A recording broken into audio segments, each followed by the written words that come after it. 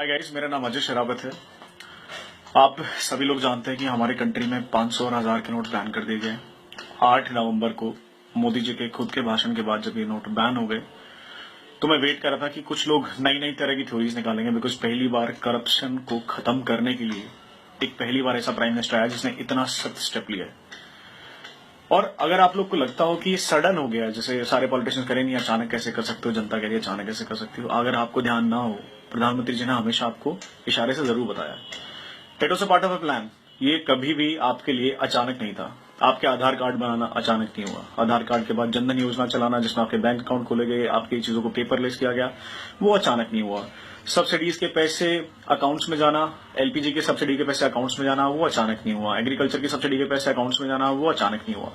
It was a part of a plan. पहले आधार card, फिर जनधन, फिर आपकी जनधन के बाद आपके सब्सिडीज को भेजना, आपको पहले बैंकिंग से कनेक्ट किया गया।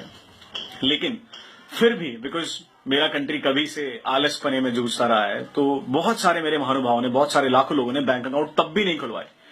1 रुपए की कॉस्ट पर बैंक अकाउंट खुल रहा था, लेकिन लोगों ने बैंक अकाउंट तब भी नहीं खुलवाए। बार बार बोलते बोलते मोदी जी थक गए, आधार कार्ड बनवा लो, जनधन योजना के तहत बैंक अकाउंट खुलवा लो, खुलवा लो, खुलवा लो, कोई सुनने को तैयार नहीं था।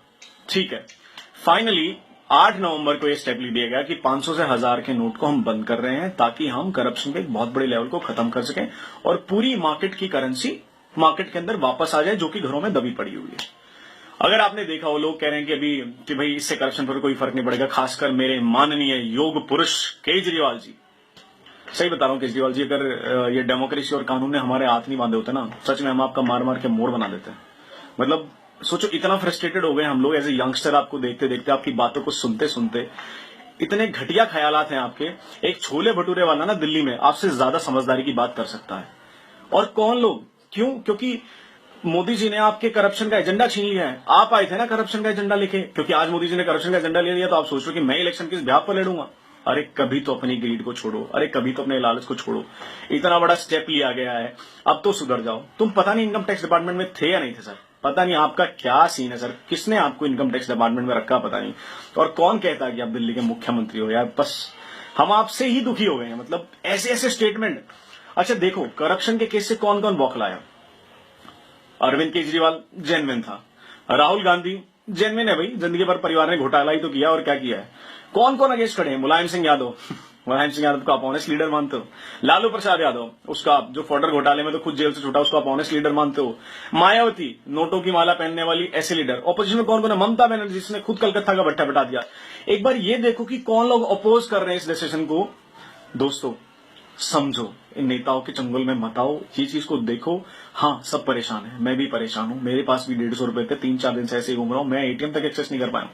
कहीं ना कहीं तक 130 करोड़ को देश को मैनेज करने के लिए मैनेजमेंट उतनी ज्यादा नहीं थी बैंक के पास। लेकिन हाँ, अभी बैंक ने कुछ मेजर स्टेप लिए हैं, जिसके तहत उन्होंने मोबाइल बैंक चलाने के लिए कहा है, मोबाइल एटीएम चलाने के लिए कहा है। मतलब आपके गांव में, आपके आसपास में अगर 6 एटीएम थे, अब मोबाइल एटीएम के थ्रू 10 वैन और खड़ी हो जाएंगी, तो आपके पास वहां 10-12 एटीएम और एक्स्ट्रा होंगे, और बैंक भी शुरू हो जाएंगे। आप थोड़ा सा साहस रखो। और जितने भी लोग समझ रहे हो ना करप्शन सिर्फ नेता के पास है या किसके पास है, सोचो कर नेता के पास पैसा आता कहां से है? नेता को पैसा देने वाले हैं कौन? बिजनेसमैन, वेंडर्स, ट्रेडर्स, ये परचून की दुकान चलाने वाले, जितने भी जहां पे बैठे हैं, चांदनी चौक चलाने वाले। मेरा पूरा दिल्ली जानता है कि कैश पर मार्केट कैसे चलती है। आज भी दिल्ली में कितने % दुकानें हैं जो आपको बिल देती हैं? कोई बिल नहीं देता आपको। इस बात को समझो। इतने ज्यादा लोगों का पैसा मार्केट में आया जो होल्ड करके बैठे थे। आप जो लोग कह रहे हैं ना कि ये लाइनें बहुत लंबी लंबी हैं, बाहर लाइनें बहुत लंबी लंबी हैं, मैं आपको कुछ कुछ चीजें बता देता हूं लाइनें क्यों लंबी है।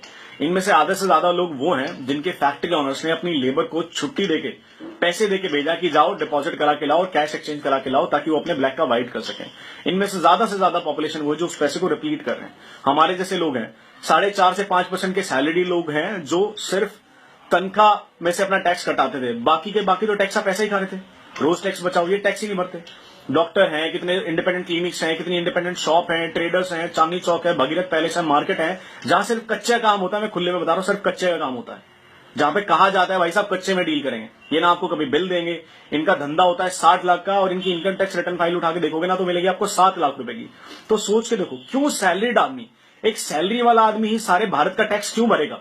ये बिजनेसमैन कहां जाएंगे? ट्रेडर्स कहां जाएंगे? ये कौन भरेगा इनका टैक्स? ये क्या मक्खन मलाई खाने के लिए बैठे हुए क्या? और इन्हीं के ऊपर लगाम लगाने के लिए मोदी जी ने स्टेप लिया है और ये बहुत ही कमेंडेबल स्टेप है, ये फ्यूचर का स्टेप है, ये इंफ्रास्ट्रक्चर का स्टेप है।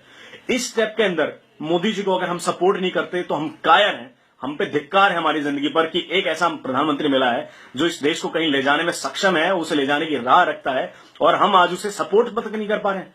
कल आर्मी की बात जब आई तो इंटरनेट फ्लडेड था कि हम आर्मी के साथ हैं, ये हैं, सपोर्ट है। अरे इंटरनल वॉर छेड़ लो तुम, बाहर तो आर्मी बहुत अच्छी है, जो अंदर की वॉर छिड़ी है ना, हमें इससे लड़ाई लड़नी है। हमें केजरीवाल जैसे टुच्चे, जाहिल और इन गवार मुख्यमंत्रियों से पीछा छुड़ाना है। मायावती की कास्टिस्ट की पॉलिटिक्स, मुलायम सिंह यादव की कास्टिस्ट पॉलिटिक्स, ये चोर बैठे हैं, पुराने पापी बैठे हैं। ये कांग्रेस आज के थोड़ी ना, ये 60 साल की दी हुई बीमारी हमें करप्शन की। और मैं आपको कहता हूं, वादा दिलाता हूं, जो इंफ्रास्ट्रक्चर अभी मोदी जी डेवलप कर रहे हैं ना, आप देखना आने वाले टाइम में इससे भविष्य बदलेगा। आज हम सब भारतीयों का, सबके सब सिटीजन्स की जिम्मेदारी है, अधिकार है, रिस्पॉन्सिबिलिटी कि आज हम पर जो भी हो रहा है हम उसे झेलें, मोदी जी का साथ दें और इस करप्शन की लड़ाई में मोदी जी के साथ खड़े हूं। मोदी जी, मैं आपके साथ खड़ा हूं और मेरे साथ पता नहीं कितने हजारों लाखों यंगस्टर आपके साथ खड़े हैं। अगर कोई इसके खिलाफ लड़ेगा तो हम उसके खिलाफ भी लड़ेंगे, लेकिन ये करप्शन की लड़ाई अब जारी रहेगी। मोदी जी, आपके स्टेप के लिए जय हिंद।